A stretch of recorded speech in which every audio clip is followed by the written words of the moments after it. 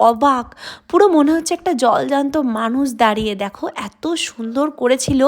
আর দেখো এখানে আমার সব দাদা দিদিরা, মানে বৌদি দাদা দিদিরা একসাথে আমরা এত এনজয় করেছি ওই টাইমটুকু। আমরা 4 ঘন্টা ঠাকুর দেখেছি হেঁটে পুরো, কারণ যেহেতু লোকালের মধ্যে সমস্ত প্যান্ডেল একই লাইনের মধ্যে, টোটো অ্যালাউ করছিল না, আর আমাদের টোটো যাওয়ার প্রয়োজনও হচ্ছিল না, কারণ হেঁটে যে পরিমাণে এনজয়, আড্ডা মারতে মারতে হাসতে হাসতে গেছি সেটা আর বলার ভাষা নেই।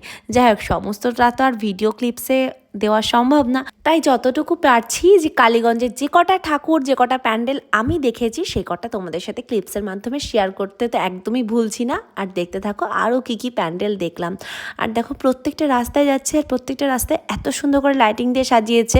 হ্যাঁ, আমাদের কৃষ্ণনগরেও সারা কৃষ্ণনগর লাইটিং দিয়ে সাজানো থাকে, তবে কালীগঞ্জে তো প্রথমবার, তাই একটু অবাকই হচ্ছি।